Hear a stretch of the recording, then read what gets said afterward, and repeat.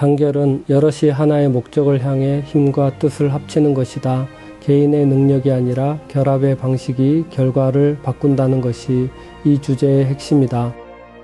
이번 해설에서는 어의 명칭을 통해 개념을 정의하고 동서양의 어록과 격언 그리고 고사 일화를 통해 단결의 원리와 그 붕괴의 결과를 분석한다. 우획 비육이라는 말이 있다. 한나라의 역사서 한서중산황전에 기록된 표현이다. 새의 가벼운 날개가 무거운 몸을 날개할 수 있다는 뜻으로 경미한 것도 많이 모이면 큰 힘을 낼 수 있다는 것을 비유한 말이다. 이 표현은 단결의 물리적 원리를 정확히 짚는다. 날개 하나는 무게를 이기지 못한다. 그러나 날개가 모여 구조를 이루면 몸 전체를 공중에 띄운다. 단결의 효과는 산술적 합산이 아니라 구조적 전환에서 비롯된다는 것이 이 표현이 담고 있는 핵심 논리다. 주역개사전에는 이런 구절이 있다. 두 사람이 마음을 같이 하면 그 예리함이 쇠라도 끊게 된다. 마음을 같이 한 사람의 말은 그 향기가 난초의 그것과 같다. 한자 원문으로는 이인동심 기리당금 동심지연 기취열한이라 적는다. 이 문장은 단결을 두 가지 차원에서 묘사한다. 하나는 물질적 차원이다. 쇠를 끊는 예리함은 단결이 낳는 파괴력과 관통력을 말한다. 다른 하나는 언어적 차원이다. 같은 마음에서 나온 말은 난초의 향기처럼 주변으로 퍼진다. 단결은 행동의 효율만이 아니라 소통의 질도 바꾼다는 것을 이 구절은 보여준다. 구약성서 전도서 4장에는 이런 말이 있다. 한 사람이면 패하겠거니와 두 사람이면 능히 당하나니라. 이 문장은 단결의 논리를 극도로 단순화한 형태로 제시한다. 한 사람과 두 사람의 차이는 숫자의 문제가 아니라 대응 가능성의 문제다. 혼자이면 패배가 확정적이지만 둘이 함께하면 상황을 감당할 수 있다. 이것은 고대 근동의 생존 조건에서 직접 도출된 경험적 진술이다. 신약성서 마태복음에도 같은 맥락의 구절이 있다. 너희에게 이르노니 너희 중에 둘이 세상에서 합심하여 무엇이든지 구하면 하늘에 계신 내 상부 이루어 주시리라. 여기서 합심은 단순한 협력이 아니라 의지의 일치를 가리킨다. 구하는 내용이 아니라 구하는 방식, 즉 마음이 하나로 모이는 것 자체에 무게가 실린다. 전도서의 구절이 물리적 생존의 문제를 다룬다면 마태복음의 구절은 의지와 목적의 통일이라는 내면적 차원을 강조한다. 서양 격언 중에는 이런 표현이 있다. 두 사람이 보는 것이 한 사람보다 낫다. 영어로는 Four eyes see more than two라 한다. 동양에도 유사한 표현이 있는데 세 사람이 모이면 문수의 지혜라는 말이 그것이다.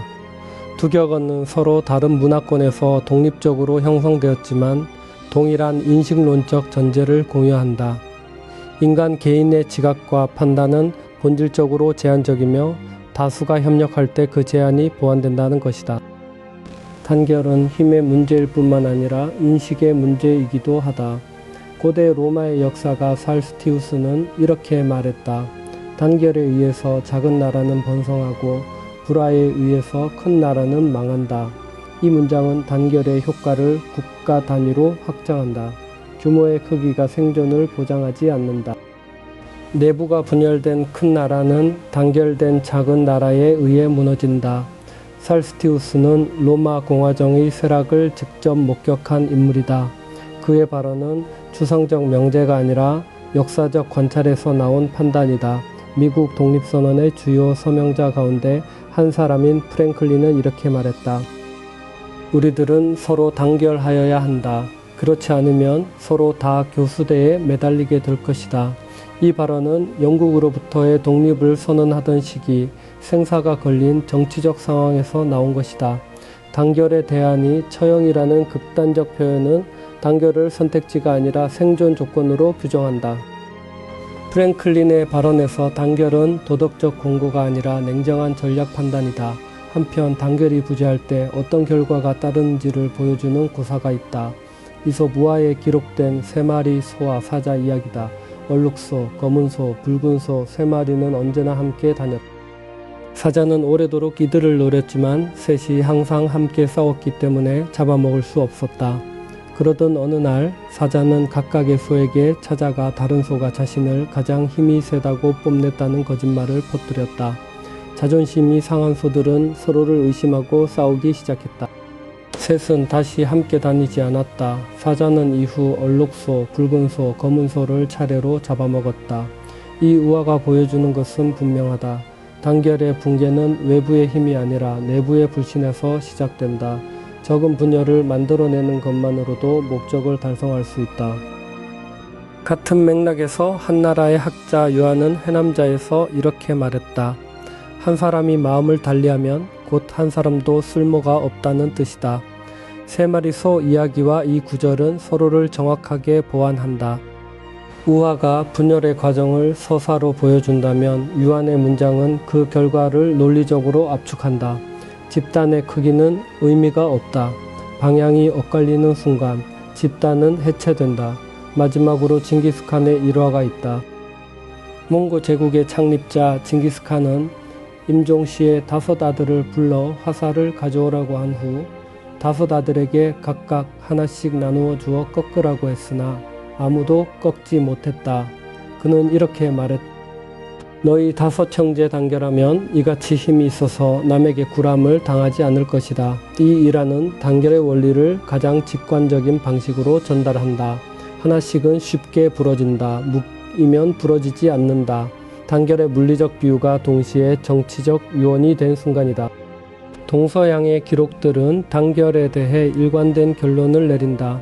단결은 개체의 능력을 합산하는 것이 아니라 개체들이 구조를 이루는 것이다. 그 구조가 유지될 때 집단은 외부의 위협을 버텨내고 구조가 무너질 때 집단은 수에 많고 적음에 무관하게 해체된다. 주역개사전의 표현이 이것을 가장 간결하게 담고 있다. 2 사람이 마음을 같이하면 그 예리함이 쇠라도 끊게 된다. 단결의 본질은 수의 문제가 아니라 방향의 문제다. 동서양의 기록은 단결이 수의 합이 아니라 방향의 일치에서 나온다는 사실을 한결같이 증언한다. 성경은 그 방향의 궁극적 근원을 하나님 안에서 찾는다. 요한복음 17장 21절에서 예수는 아버지여 아버지께서 내 안에 내가 아버지 안에 있는 것 같이 그들도 다 하나가 되어 우리 안에 있게 하사라고 기도한다. 2 사람이 마음을 같이하여 쇠를 끊고 3 마리 소가 흩어져 무너지는 이 모든 이치는 결국 무엇을 향해 하나가 되는가에 달려있다.